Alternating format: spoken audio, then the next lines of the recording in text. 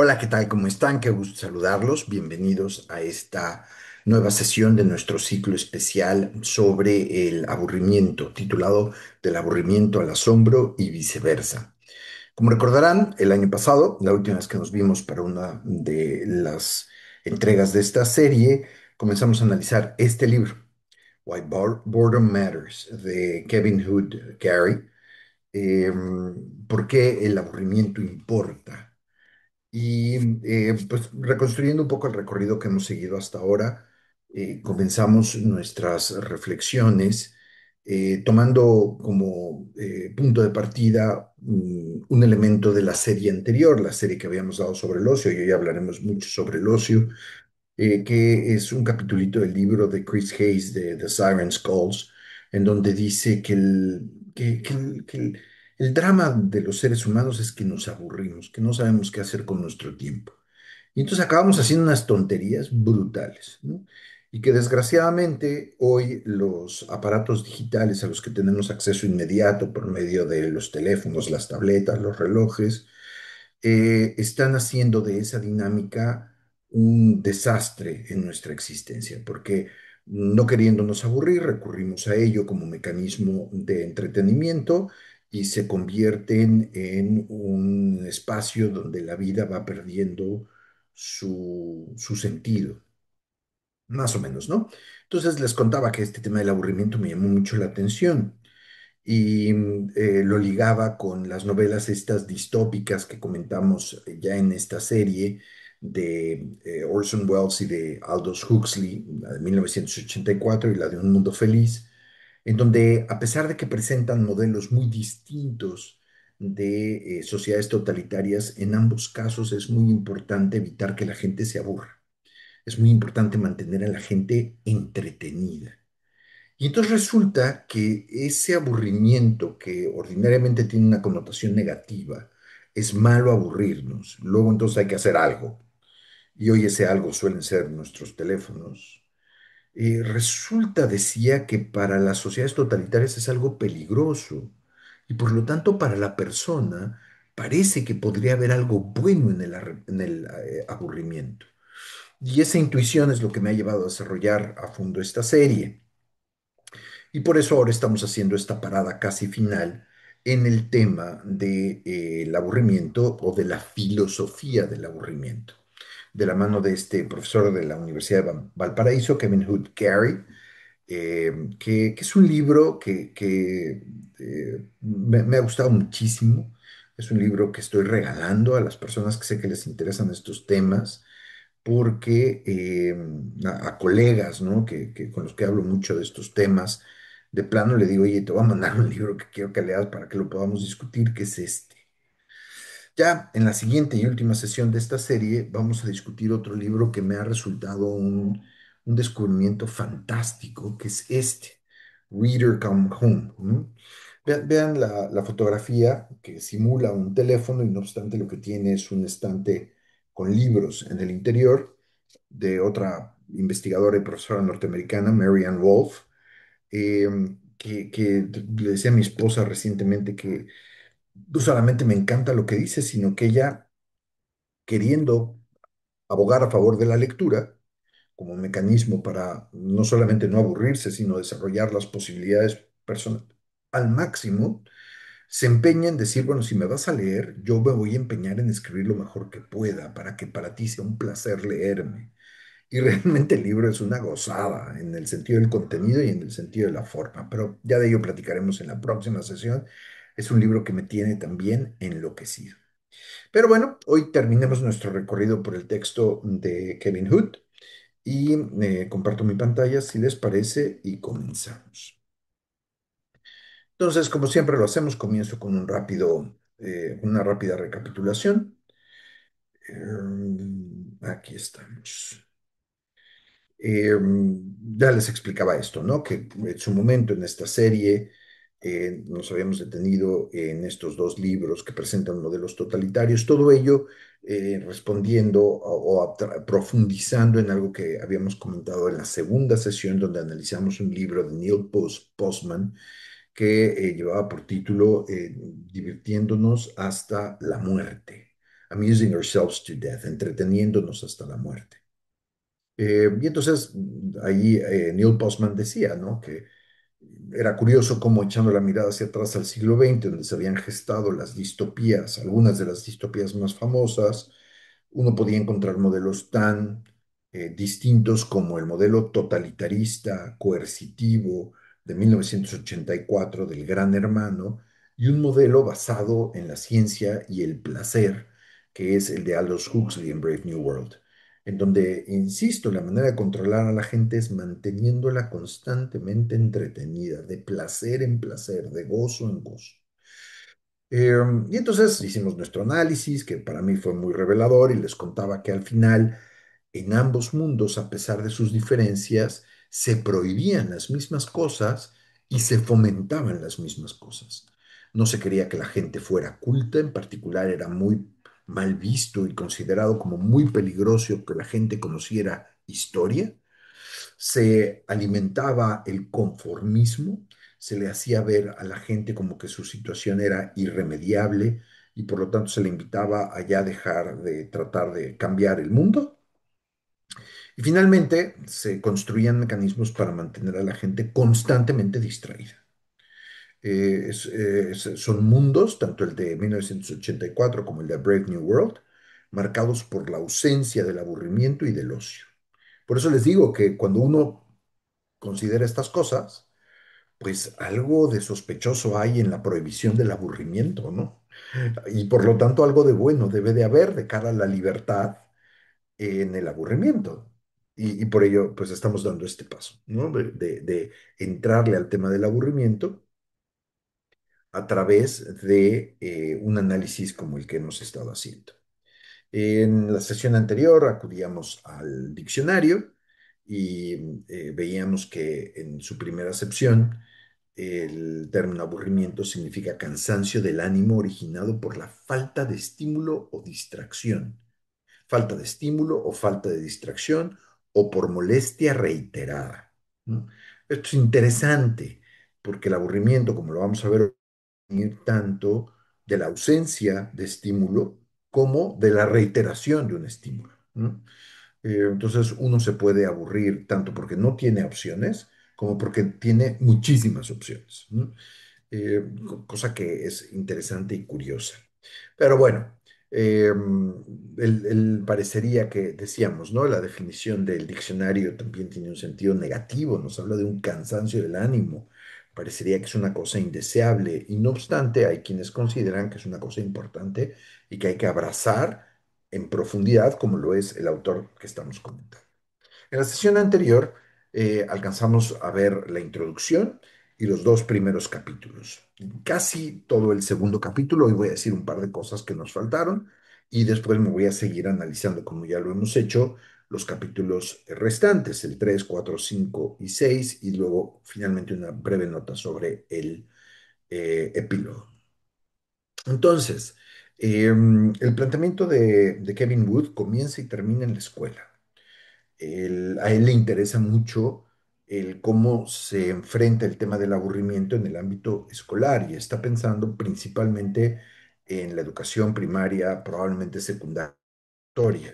También aplica para la educación superior, pero principalmente está pensando en esa etapa particularmente formativa que es la infancia. Y entonces dice que hoy las escuelas en el mundo están llenas de niños y al final del libro probablemente también dirá que de profesores aburridos. Y por lo tanto, pues el aburrimiento es omnipresente y en la escuela se nos enseña a lidiar con él de una forma que después trasciende a otras esferas de nuestra vida. Es así también como es vivido tanto en el trabajo como en el ámbito familiar y personal. Y ante esa realidad que es considerada como negativa en la escuela, es malo que los niños estén aburridos. Él explica que hoy por hoy las estrategias para enfrentar, decía, esa realidad negativa son dos, o buscar una manera de evadirlo, cómo le hacemos para que no se aburran, y entonces el profesor se tiene que volver entretenido, las actividades en el salón tienen que ser entretenidas, o ya en el caso de los adultos, otro mecanismo para lidiar con el aburrimiento además de la evasión por el entretenimiento, es la evasión a través del consumo, que es de alguna manera una forma de entretenimiento también. Y cuando eso no es posible, cuando no hay alternativas, entonces el maestro le dice al niño, pues te aguantas. Esto algún día te va a servir y es importante que lo abarques y que lo apruebes y que lo sepas porque está en el temario, ¿no?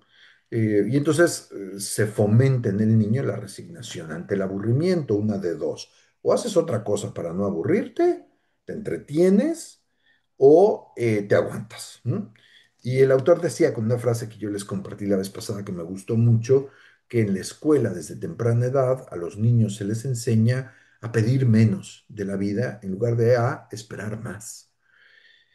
Y entonces él propone, esa es la propuesta general de la obra, que hay otro camino, que es un camino que se va a resolver también en el aula y principalmente como punto de partida, siendo la escuela el espacio de formación de la persona que es pues complemento de lo que se vive en el hogar y que tiene una importancia y trascendencia enorme en nuestras vidas, que es la solución, el camino de lo que él llama el ocio. En el entendido de que no está hablando de ocio como ociosidad, sino como un ámbito que requiere de disciplina, de práctica renovada. Está hablando de esforzarse por vivir la vida de una manera diferente. Y él cree que eso es lo primero y más importante que los maestros tienen que enseñar de la mano de los contenidos que le están transmitiendo a los alumnos. Y entonces propone una idea que va a ser transversal en toda la obra, eh, y que tiene que ver con tratar de comprender el origen último del aburrimiento, lo que aquí yo estoy llamando el problema de fondo. Dice, él distingue entre dos tipos de aburrimiento, el aburrimiento circunstancial y el aburrimiento existencial. El aburrimiento circunstancial es aquel en donde le achacamos el origen de nuestro aburrimiento a algo externo, a una circunstancia externa. Este maestro es muy aburrido, esta materia es muy aburrida, este libro es muy aburrido, esta película está muy aburrida, no tengo nada que hacer, ¿no? Etcétera. Entonces, para eliminar el aburrimiento circunstancial, pues uno lo que hace es cambiar de circunstancias. Y entonces hay que buscar otras opciones, ¿no? Eh, y él va a decir que esa práctica, que tiene mucho que ver con la práctica de la evasión de la que hablábamos antes, es un problema porque no atiende a la raíz última del aburrimiento, que no es circunstancial, sino existencial. Se aburre una persona a la que le falta algo grave en su corazón. Y esté donde esté, tarde o temprano, se va a estar aburriendo todo el tiempo. Y eso lo va a convertir en un esclavo de todos los mecanismos de entretenimiento y consumo a los que se va a habituar a acudir para huir de esta experiencia brutalmente negativa que es el aburrimiento, ¿no? Entonces, él dice, en lugar de estar alimentando la evasión, en lugar de estar evadiéndonos para poder cambiar de circunstancias o mediante el cambio de circunstancias para evitar el aburrimiento circunstancial, lo que hay que hacer es entrarle de frente al aburrimiento existencial, preguntarle a la propia persona quién eres, qué te pasa, ¿no? Y esto no está en el libro, pero yo lo comparaba con la experiencia del dolor, el dolor físico. El dolor físico es una cosa que uno lamenta, ¿no? Me duele, es una cosa angustiosa. Y no obstante, sabemos que el dolor tiene una función positiva, indicativa, con respecto de la salud del ser humano. Malo cuando tenemos algo malo y no nos duele, porque entonces puede pasar el tiempo, la condición se agrava y aquello puede tener consecuencias nefastas. Entonces, cuando a uno le duele algo, pues lo que tiene que hacer es algo al respecto. De ahí el problema de estarse dopando para evitar el dolor en lugar de enfrentar lo que uno tiene que enfrentar, ¿no? Porque si no, pues ese desgaste continúa y el problema posteriormente es mayor. Cuando no se convierte en un verdadero problema social terrible, ¿no? Pienso ahora en la crisis del fentanilo y de los opioides aquí en Estados Unidos y en el mundo entero, derivado en muchísimos casos por el tratamiento del dolor físico, ¿no? En fin, eh, ahora vamos al primer capítulo y entonces él comienza haciendo una reflexión que es muy interesante, interesantísima, creo yo. Dice, aunque nos parezca muy sorprendente, el concepto de aburrimiento, incluso la palabra aburrimiento, es una palabra muy nueva. Es algo que, si bien existía en el pasado, no todo el mundo lo experimentaba, no tenía un nombre propio y no era algo que el mundo generase de manera natural en función de la manera en la que estaba organizado. Hoy, en las sociedades industriales, existen una serie de condiciones que hacen que la vida con facilidad provoque esta situación de angustia en donde uno siente un gran vacío y una gran presión por llenar el tiempo libre que tenemos. De entrada, en el pasado, muy poquita gente tenía tiempo libre, era privilegio de ricos. Y por lo tanto, pues nadie podía aburrirse, porque el que se aburría se moría de hambre, ¿no? No había tiempo libre del que disponer. Uno nunca podía decir, no tengo algo importante que hacer, ¿no? Pero con la llegada del mundo industrial, eso cambia y se generaliza esta condición de proclividad a una situación negativa que denominamos aburrimiento. En cambio, en la antigüedad, dice él, y es muy interesante los varios clavados que se echa tanto a la antigüedad clásica, en particular con los griegos, como en la Edad Media, con filósofos escolásticos como Tomás de Aquino, decía en la Edad Media a este fenómeno, el equivalente era enunciado con el concepto de la asedia. Y la asedia no era un término moralmente neutro, sino que indicaba algo que la persona estaba haciendo mal. Y cuando se volvía habitual, cuando se volvía un hábito, pues ese hábito, siendo un hábito malo, constituía un vicio y era considerado un vicio grave. Y el autor, siguiendo estas reflexiones, explicábamos que explica que desde esta perspectiva la serie tenía que ver con una cosmovisión, con una manera de ver el mundo. La persona que está aburrida ve el mundo de una determinada manera que hace que el mundo sea insuficiente e insoportable, ¿no? Lo mismo sucedía en la visión de la serie, cosa que en un mundo cristiano como el de la Edad Media, pues implicaba cuestionar o desdecir o desentenderse de la bondad del mundo que Dios había creado y redimido, y que era un mundo que en realidad era bueno y fascinante. Entonces, la asedia consistía en una voluntaria negación de la bondad del mundo y de la bondad, en última instancia, de la bondad de Dios. Y por eso era tan grave.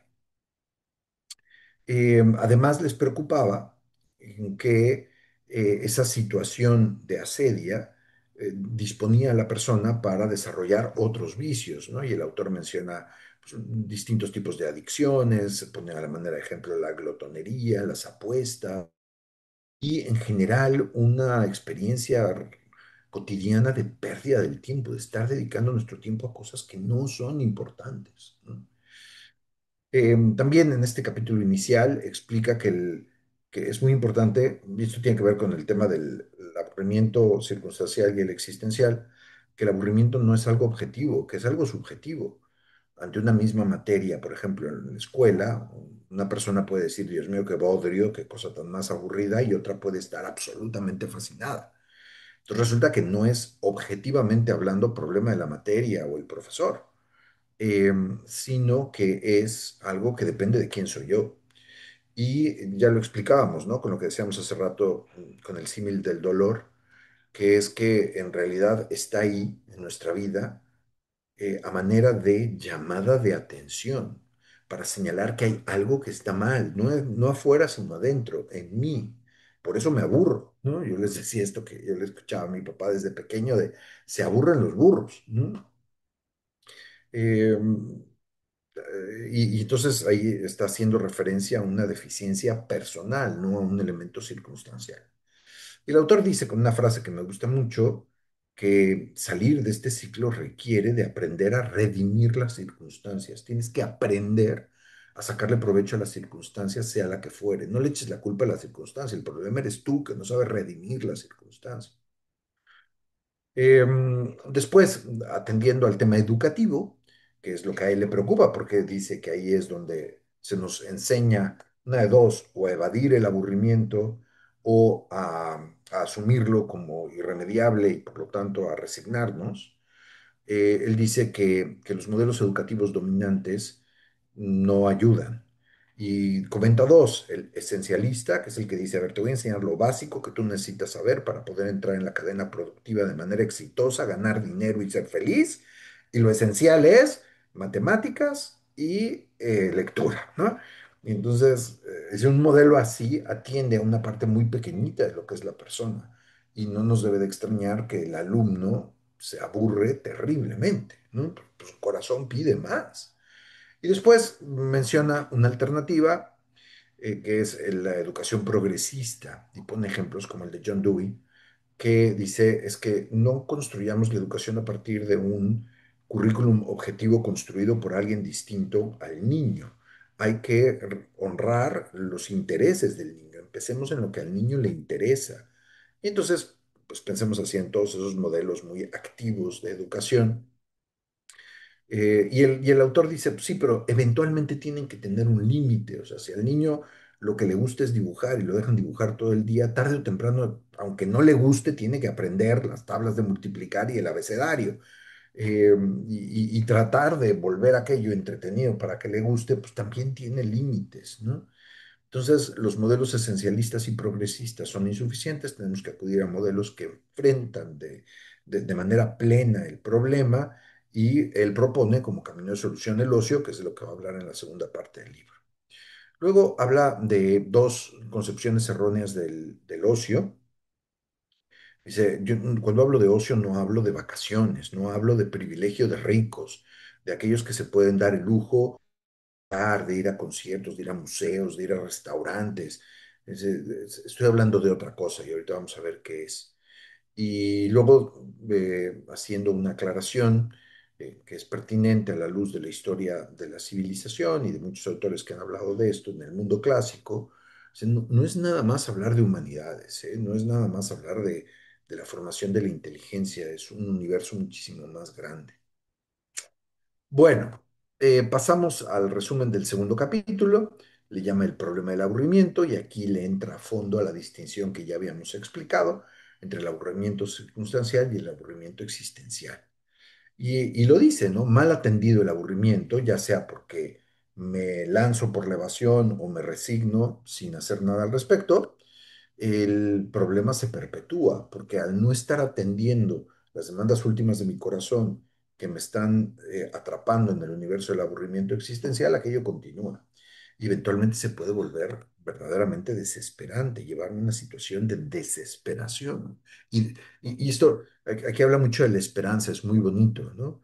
Eh, y cuando la persona pierde la esperanza, que eso es lo propio del aburrimiento existencial, pues ya no hay nada, es muy difícil que avive a la persona, ¿no? Eh, bien, viene un apartado sobre la evolución histórica del aburrimiento, lo que les contaba de la generalización del fenómeno por medio de la industrialización.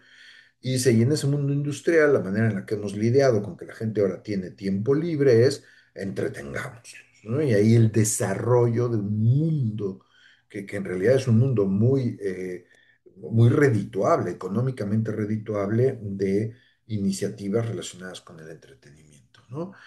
Películas, canciones, series, memes, videos, deportes, apuestas, y después pues todo tipo de cosas que se le puedan ocurrir.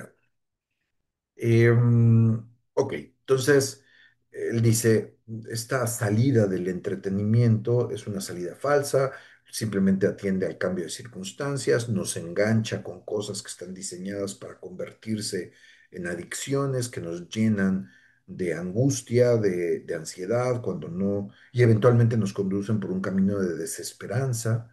Y entonces tenemos que experimentar otras posibles soluciones. Y la auténtica salida del problema, pues es de entrada abrazar la crisis, tomarse en serio el aburrimiento. Si estoy aburrido, quiere decir que hay un problema en mi vida, ¿eh? Y entonces, a continuación, hace exploraciones de propuestas de solución en filósofos contemporáneos a la manera de Martin Heidegger, que proponen el concepto de la autenticidad como camino. O sea, si te aburres es porque no estás siendo realmente tú. En el fondo, el elemento positivo de estas tesis es que lo que están diciendo es, vives una vida muy superficial, lo que estás haciendo no te llena el corazón, esas maneras reiteradas de entretenerte, lo único que hacen es postergar la angustia y agravar la angustia, te distancian todavía más de la posible solución, cuando en realidad lo que tienes que hacer es abrazar el aburrimiento y tomarte la vida en serio. Les contaba la clase pasada que al inicio plantea la pregunta de, ¿se puede ser inaburrible? Y la respuesta es sí, claro. Uno puede vivir una vida donde no haya lugar para el aburrimiento. Requiere de práctica, pero no solamente es una cosa que es asequible, sino es profundamente deseable. Es un gozo vivir así, gozo continuo. La vida se convierte constantemente en una aventura, gozosa. Y eso es bonito, ¿no? El otro día estaba yo en una cena en donde nuestro anfitrión le decía a uno de los comensales, dice, no, compadre, es que tú te entretienes hasta en un sepelio, o sea, tú no te aburres en ningún lado, ¿no? Y le estaba echando un piropo, no quería decir que se pusiera a bailar o a cantar o a distraerse o a ver un partido de fútbol en el sepelio para no aburrirse. Lo que quería decir era que sabía sacarle provecho, sabía redimir todas las circunstancias. Entonces, él advierte, volviendo a este tema de la autenticidad, que mal entendida la autenticidad es peligrosa porque él pone toda la carga en la persona. Dice, nadie puede resolver su vida solo. Al rato lo vamos a ver y por eso el rol de los maestros en nuestra vida es tan importante. Y cuando una persona trata de resolver la vida sola, ordinariamente se convierte en presa fácil de la sociedad de mercado, donde le van a vender alternativas y le van a decir, para que seas feliz, lo que tienes que hacer es ir a este lugar, vestirte así, manejar este coche, lo que tienes que hacer es comer así, lo que tienes que hacer es lo que fuese, ¿no? Y entonces esa búsqueda de la autenticidad se convierte en un mecanismo de subyugación y control. Hay muchos autores que han hablado de esto. Se me viene a la cabeza un libro maravilloso de Charles Taylor que se llama La ética de la autenticidad, que tiene que ver con todos estos temas. Bueno, entonces eh, termina Kevin Wood este apartado diciendo, la única manera de lidiar con el problema del aburrimiento no es cambiar de circunstancias, sino ir a fondo y hacerte de modelos, ¿no? Es decir, ¿cuál es la manera de ser inaburrible? Bueno, pues es un arte que hay que aprender de los que ya lo conocen. Y entonces búscate a alguien que veas que no se aburra, que tenga una vida fantástica y pégatele, ¿no? Y constituye comunidad con esa persona y hazte responsable de ti mismo ante esa persona. Al ratito vamos a hablar de ello. Es un término que en inglés creo que muy preciso y no sé cuál es el equivalente específico en español. Accountability, hacerte responsable ante alguien más de algo, ¿no? No trates de lograrlo tú solo, comprométete con una manera de vivirlo y manifiéstale tu deseo a alguien más que te pueda llamar a cuentas y que tenga autoridad ante ti, un maestro, ¿no? Bueno, ya veremos más de esto en un momento. Y entonces él dice, ¿no? Todo este proceso requiere de cosas como las que están listadas ahí al final de la lámina. Cuidado, estudio, diligencia, atención, vigilancia, concentración, celo, ardor, entusiasmo. Involucra la inteligencia, involucra la voluntad, involucra el corazón, a la afectividad.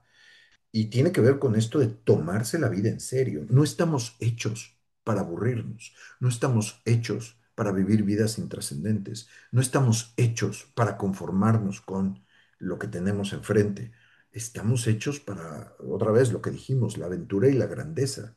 Y el camino de entrarle a la solución de fondo es, pues, y el aburrimiento puede ser una advertencia muy sana de que uno tiene que corregir y avanzar en este proceso, decía, el camino es tomarse la vida en serio, trabajar la vida amorosa y apasionadamente. Bien, pasemos entonces ya a la parte que nos falta, ¿no? El tercer capítulo está vinculado con una noción, es una profundización en los conceptos de aburrimiento circunstancial y existencial, ligándolo a través de un autor danés muy importante, un existencialista, del que nos ha hablado aquí ya. Ay, Dios mío, se me escapa ahora el nombre de uno de nuestros profesores, filósofo, que nos da unas clases fantásticas de historia del pensamiento, eh, nos dio un curso sobre el existencialismo y nos habló de Soren Kierkegaard, ¿no? Entonces él entra de fondo a Kierkegaard y de ahí estas reflexiones que nos regalan el capítulo tercero. Entonces, de entrada dice, bueno, pues aceptémoslo, ¿no? Hoy por hoy el mundo entero está sujeto a la posibilidad de, teniendo tiempo libre, no saber qué hacer con ese tiempo libre y por lo tanto enfrentar el problema del aburrimiento, que es, otra vez, por lo tanto, un problema universal. Y la tentación fácil para enfrentar ese problema es huir al mundo del entretenimiento, pero esa siempre es una salida que va a conducir nuevamente al aburrimiento y que por lo tanto solamente nos va a dar una satisfacción temporal breve, que cada vez de hecho se va haciendo más cortita y que termina agotando, ¿no? Y luego, un poquito en la línea de lo que decíamos hace rato sobre la sedia, esto no es moralmente indiferente, implica, él decía, una especie de sutil soberbia, donde yo me siento superior al mundo, no hay nada en el mundo que sea lo suficientemente interesante como para convertirse en mi foco profundo de atención, luego entonces me aburro. Eh, Al final decía, dice el autor, esto implica un juicio negativo del universo y se convierte en un problemón, porque entre más me escapo a través del entretenimiento, pues más me alejo de la solución auténtica que es enfrentar las preguntas fundamentales de la vida. La desesperación a la que esto conduce, una desesperación existencial, se puede alimentar ya por el exceso de posibilidades o por la falta de posibilidades, ¿no? O hay demasiadas opciones o no hay ninguna, ¿no? Tengo demasiadas cosas que ver, ¿no? Estoy seguro que a ustedes también les habrá pasado el drama de ahorita entrar a Netflix y es tal la cantidad de cosas que hay que ver que a veces yo me descubro pasando mucho tiempo viendo opciones, y en el mejor de los casos mi entretenimiento consiste en marcarlas para incluirlas en mi lista y después verlas, pero no las veo, ¿no? De ahí que esté procurando hacerme nuevamente el hábito de físicamente ir al cine, escoger una película y verla ya, ahorita, porque si no la van a quitar del cine y se va, ¿no? Y no caer en la trampa de después la puedo ver, ¿no? Porque eso es aburridísimo. Bien, y luego por otro lado, la ausencia, ¿no? De posibilidades. Se va la luz, no hay internet, Dios mío, escándalo terrible. Eh, y las dos cosas pueden ser terriblemente aburridas. Y de hecho, la abundancia provoca no solamente desesperación, porque es inacabable, sino también puede provocar un profundo agotamiento, ¿no? Ya platicaremos de ello cuando hablemos del texto de Marianne Wall sobre la lectura. Bueno, entonces, ¿qué hay que hacer? ¿Qué es lo que sí hay que hacer? No hay que irse por el camino del entretenimiento ciegamente, sino hay que entrarle al toro por los cuernos, hay que tomarse la vida en serio. ¿Y eso qué quiere decir? El autor dice es abrazar, y está, insisto, siguiendo a Kierkegaard, abrazar el compromiso. Tienes que, dentro del ámbito de posibilidades, que, que media entre lo absoluto y lo inexistente, tienes que encontrar el punto donde a ti te corresponde dedicar tu tiempo, tu atención, tus recursos, aquí y ahora. Te tienes que comprometer con algo. Y ese es, insisto, un punto medio entre el infinito de posibilidades y las limitaciones de la necesidad, entre las demandas absolutas, inacabables del alma humana y los límites de la materia. Entonces, comprométase, ¿no? Comprométase. Éntrale a algo en serio y no lo dejes, ¿no?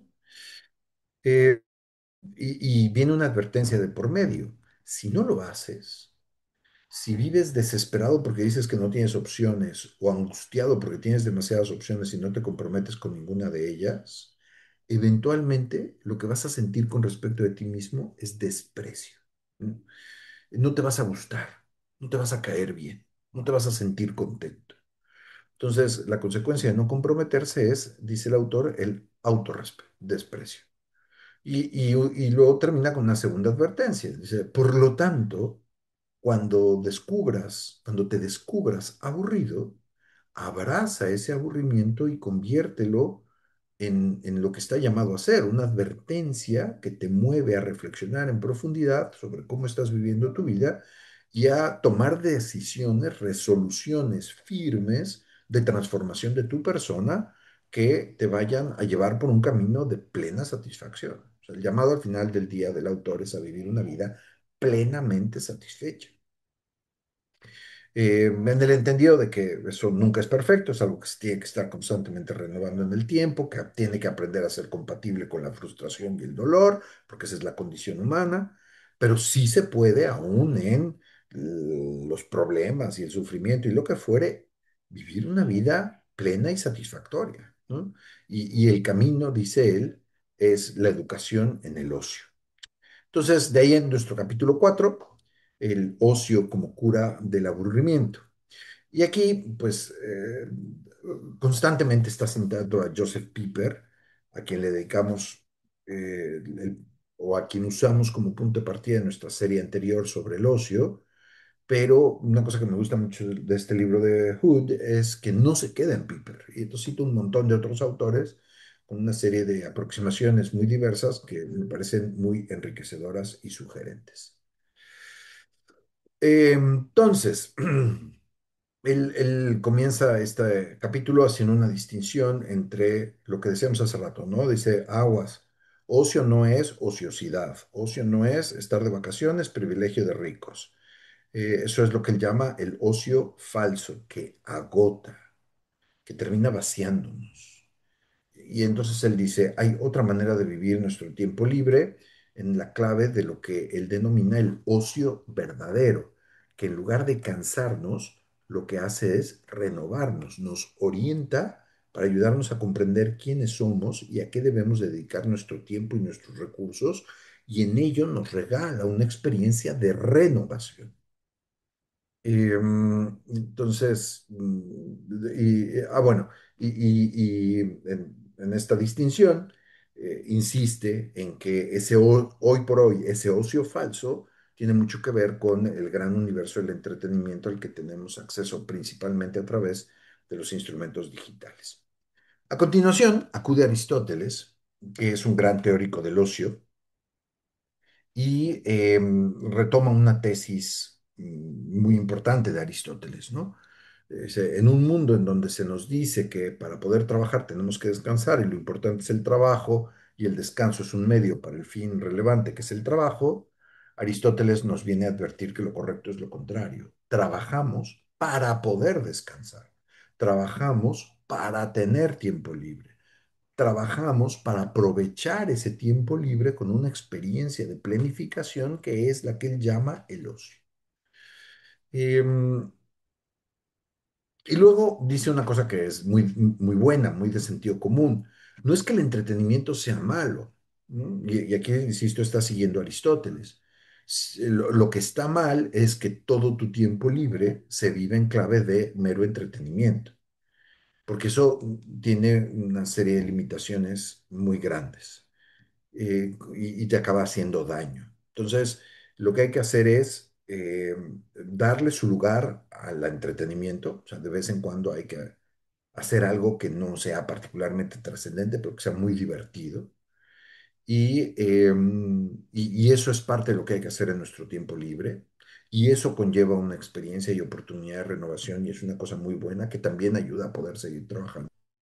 Pero hay que tomar en cuenta que ese tiempo libre, en última instancia, tiene que estar dedicado a lo mejor que podemos ser, a lo mejor a lo que podemos tener acceso, a lo más grande y maravilloso que esté a nuestro alcance. Él lo dice así, es el momento para la realización de lo divino que hay en lo humano. Una cosa muy, muy bonita. Entonces, está bien, dedícale un ratito a ver una comedia, un programa simpático, a entretenerte con noticias, lo que fuere, pero que no se te olvide que la parte sustantiva de tu tiempo libre tiene que estar dedicado a lo mejor que hay y a lo que tú puedes tener acceso. A continuación, y esto va profundizando en todo ello, y esto me pareció también súper interesante, acude a Santo Tomás de Aquino para decir lo siguiente. Él construyó un puente entre Aristóteles y Tomás de Aquino, diciendo que para Aristóteles, pues la capacidad superior en lo humano era la razón. Y Tomás de Aquino dice, sí, pero hay que entender que el término razón no es un término unívoco, sino equívoco análogo.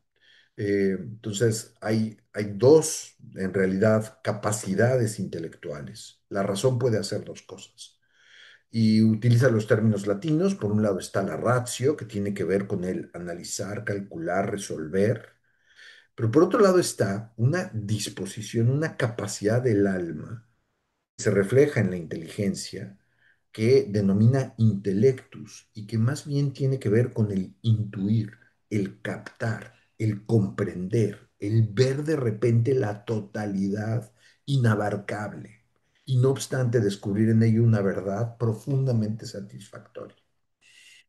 Em, y luego a continuación dice una cosa muy bonita, dice, si la ratio lo que hace es medir, pesar, analizar y resolver, el intellectus en lo que consiste es una disposición para recibir un regalo, para experimentar una iluminación. Y a continuación se va a un autor contemporáneo, Luc Marion, y de Luc Marion toma este concepto, el de los fenómenos saturados. ¿A qué le tienes que dedicar tu tiempo libre? Dedícaselo a fenómenos saturados.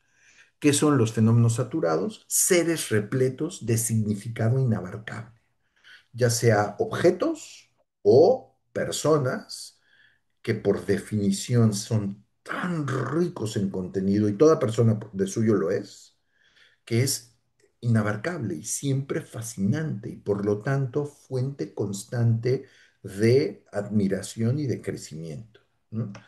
Eh, Bien, entonces otra vez, recordemos que estamos en el capítulo 4 y nos está explicando el por qué el ocio cura el aburrimiento. Y entonces, en parte, pues tiene que ver con esto. El ocio, que es el tiempo libre bien vivido para las cosas realmente importantes, es dedicarle tiempo a lo mejor que hay y por lo tanto lo más satisfactorio. Y tiene que ver con este descubrimiento de la totalidad de las cosas, descubrir la belleza del mundo en el que vives, descubrir la belleza de las personas que te rodean y dedicarte, comprometerte al encuentro y al aprovechamiento de los fenómenos saturados. Este concepto de los fenómenos saturados me encantó. A esto él le llama el ocio transformativo. Esto tiene un efecto importante en ti.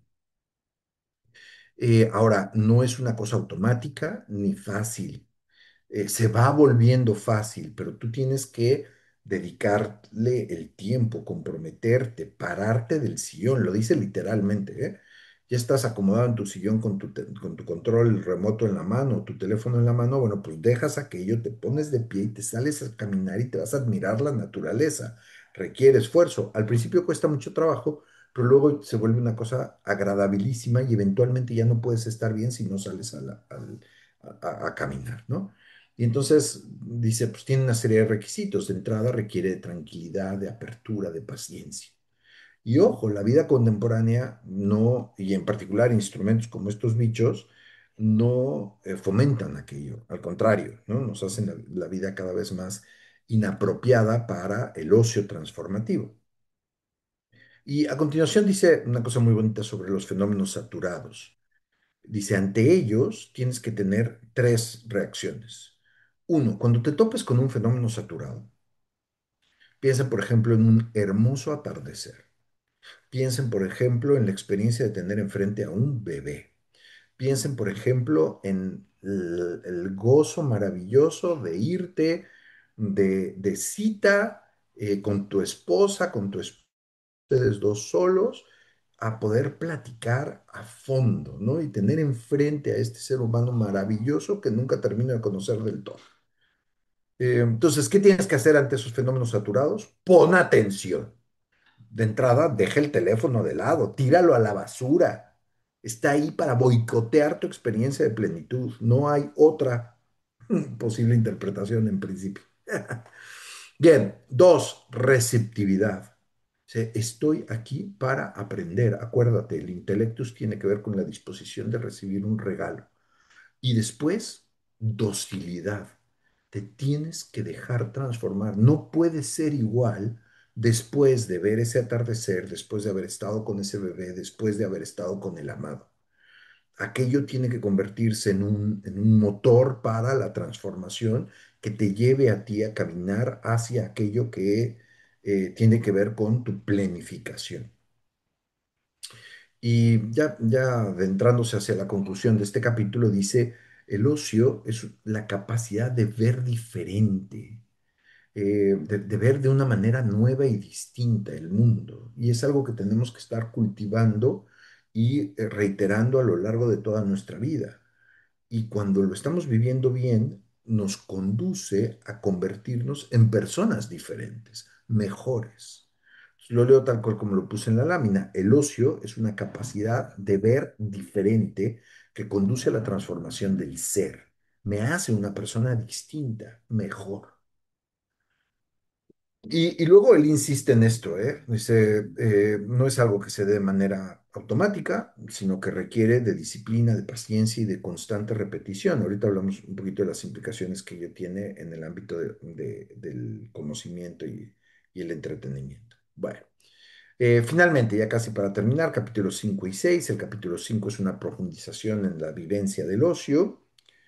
Y entonces comienza reiterando esto, ¿no? Vivir bien el ocio transforma la manera de ver la vida, incluido el trabajo, lo vuelve mucho más satisfactorio.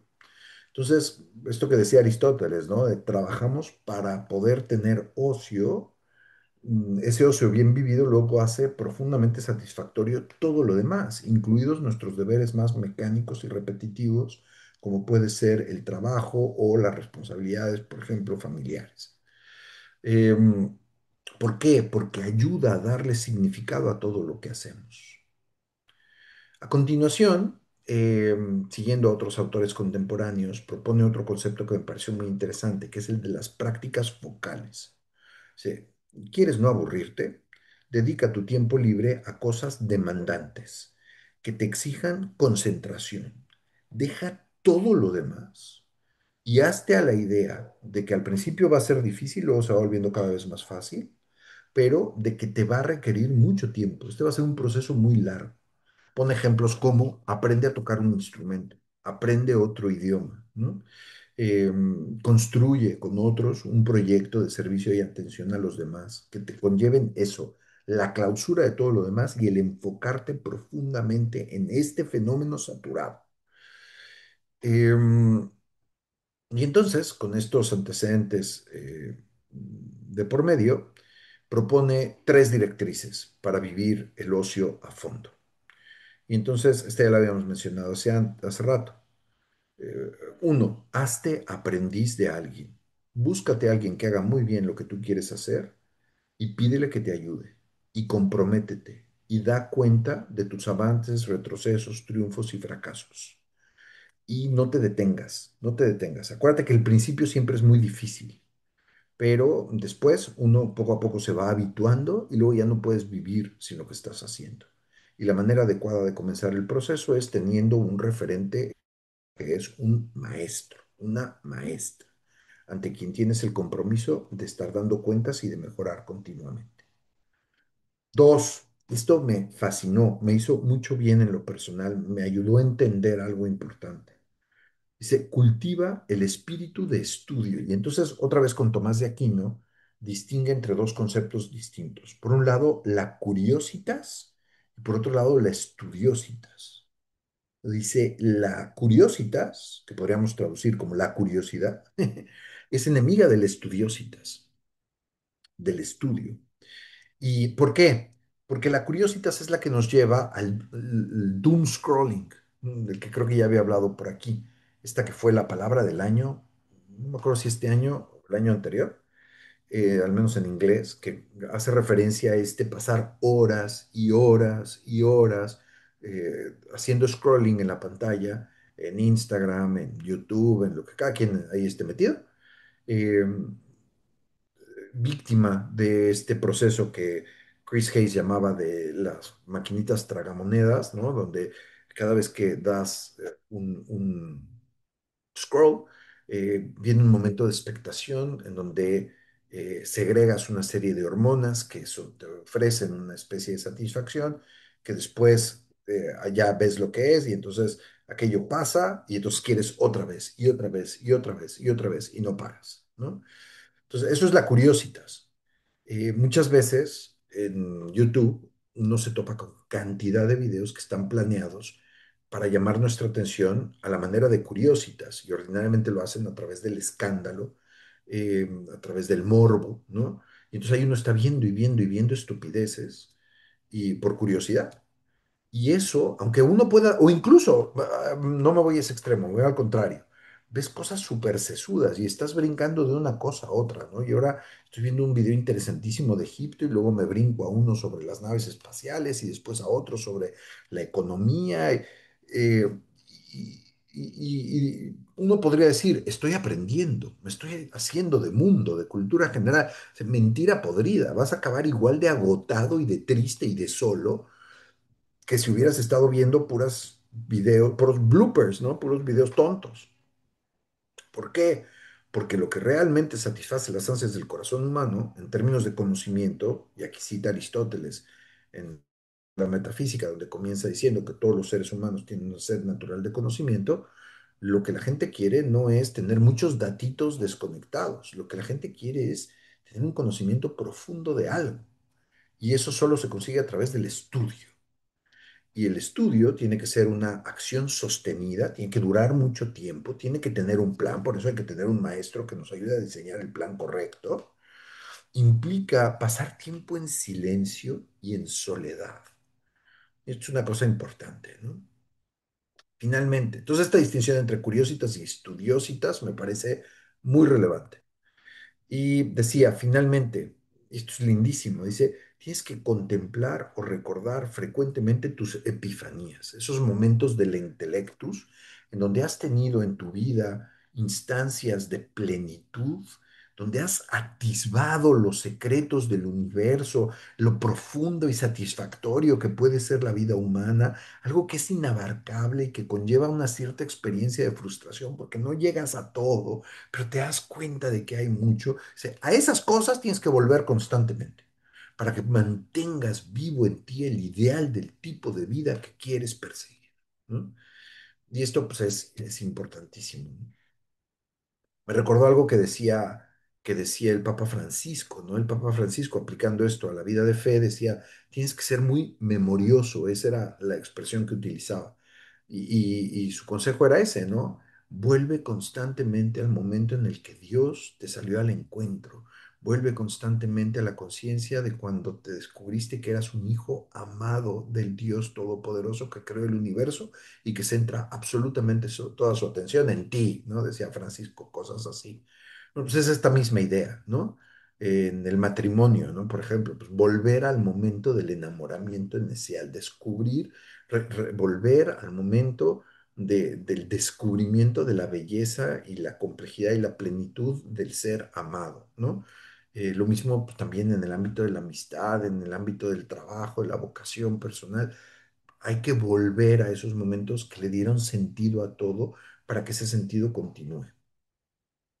Y finalmente, el capítulo sexto, lindísimo, que está muy dedicado a los educadores. ¿A quién le corresponde cultivar el ocio, formar a otros en el ocio? Pues a los maestros, ¿no? Yo creo a los papás y a los maestros, a los amigos también, ¿no? Yo le debo muchísimo en términos del ocio a mis amigos desde muy jovencito. Cuando por fin encontré gente que me enseñaba a aprovechar bien el tiempo, bueno, pues la vida se volvió absolutamente apasionante. Entonces, de entrada, volviendo al modelo escolar, donde el ocio está, perdón, el aburrimiento está constantemente presente y donde todo el tiempo se cae en la tentación o de eludirlo por medio del entretenimiento o de decir, te amuelas, lo tienes que saber, te resignas. Dice, ante esas alternativas, pues tenemos que ser muy conscientes de que las dos son incompatibles de mostrarnos los profundos misterios y los alcances extraordinarios de la existencia humana. Entonces, la distracción y la resignación son incompatibles con el ocio. Por lo tanto, no podemos seguir educando así. No lo formula, no termina de formular su tesis, pero yo creo que al final del día lo que está diciendo es la única manera en la que la escuela se va a volver apasionante si los maestros son extraordinarios.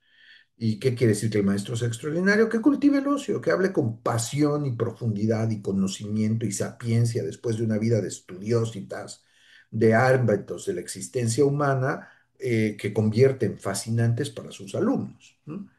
Entonces, ¿por qué es importante hablar de la educación?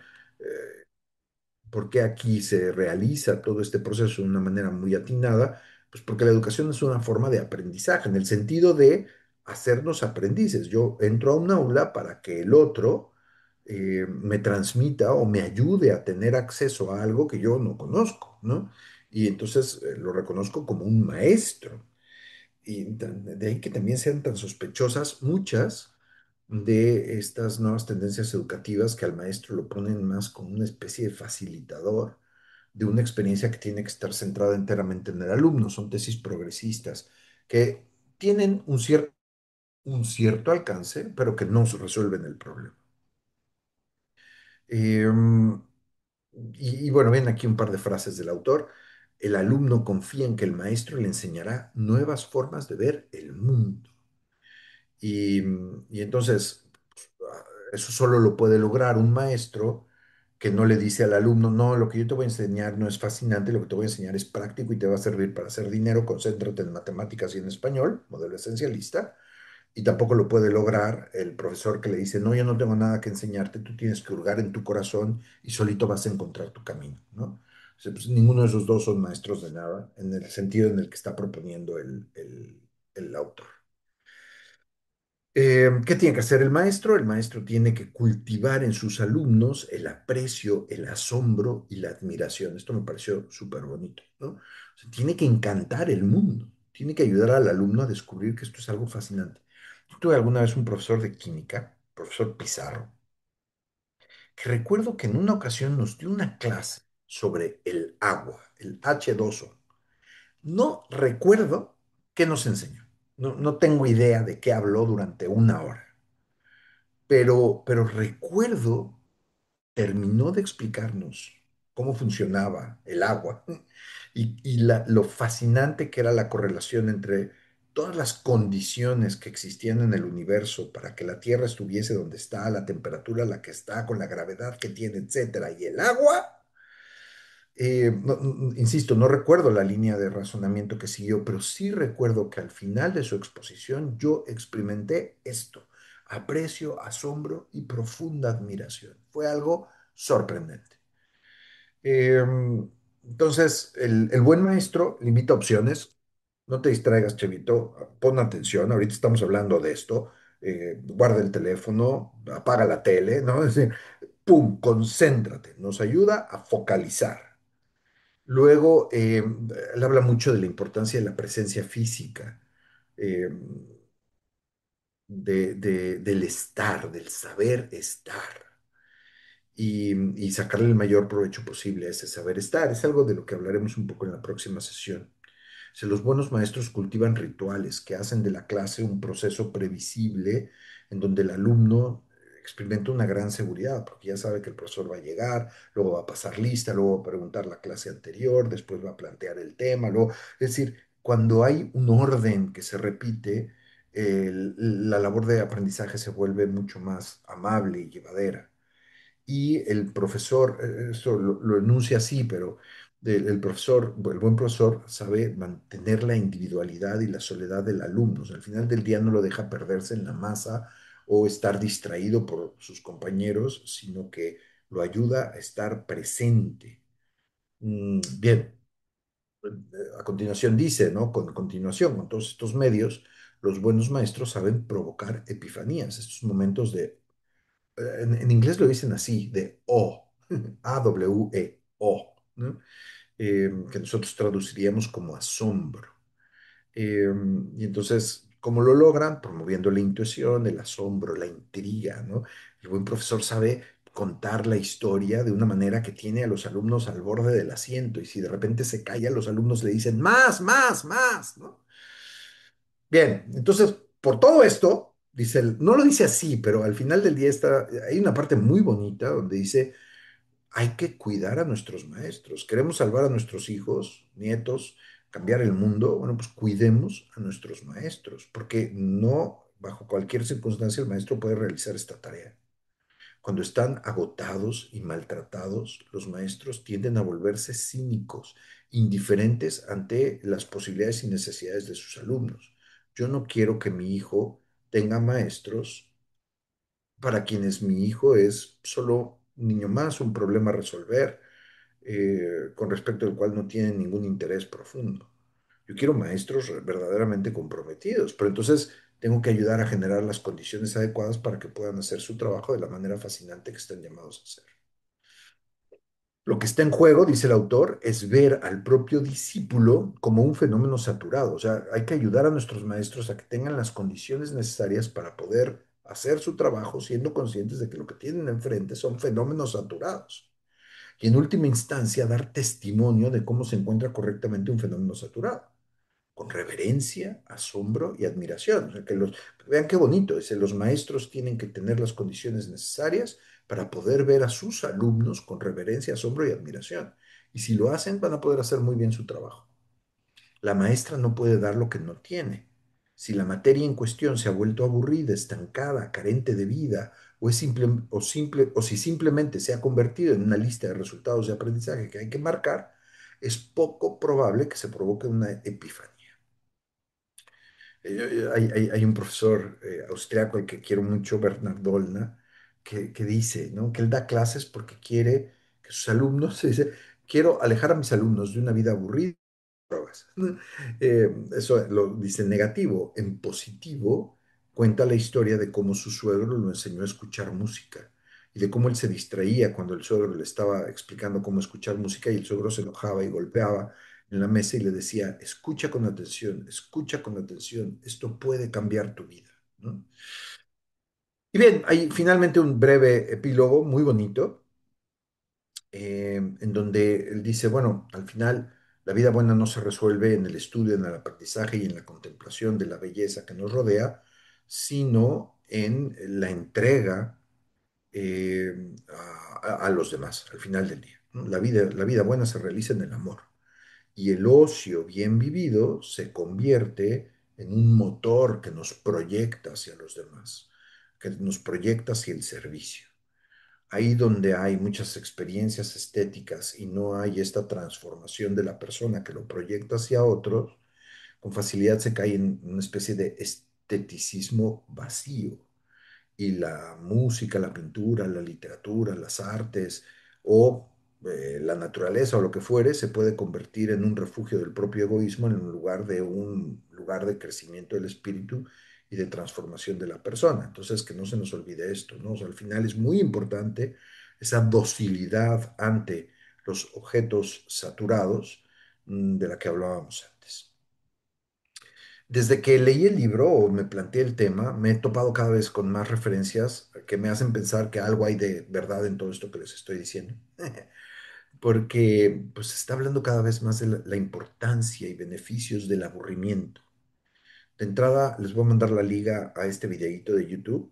You need to be bored. Debes de aburrirte. Te voy a explicar por qué. De Arthur Brooks, el profesor este de Harvard, que es un fenómeno y que es el gurú de la felicidad. El video es muy clarito, ¿no? Luego me topé también, me pareció muy interesante, dirigido a jóvenes, este artículo hace unos días en el New York Times, eh, que habla de influencers norteamericanos que lo que hacen es grabarse no haciendo nada durante 15, 20 minutos. Re- retos de aburrimiento, se plantean retos de aburrimiento. Se dan cuenta de que están agotados y de que sus capacidades cognitivas han disminuido significativamente por el uso indebido de los instrumentos digitales y la dinámica constante de evasión del aburrimiento a través del entretenimiento. Y entonces, de manera intuitiva, sin una gran teoría detrás, descansa, ¿no? Y se dan ratos de contemplación, una cosa muy interesante. Pero bueno, pues hasta ahí con todo esto. Los invito a que dentro de un mes nos veamos para cerrar esta serie hablando de un tema fascinante que es el de la lectura. Y pues nada más. Buenas noches, hasta luego. Gracias.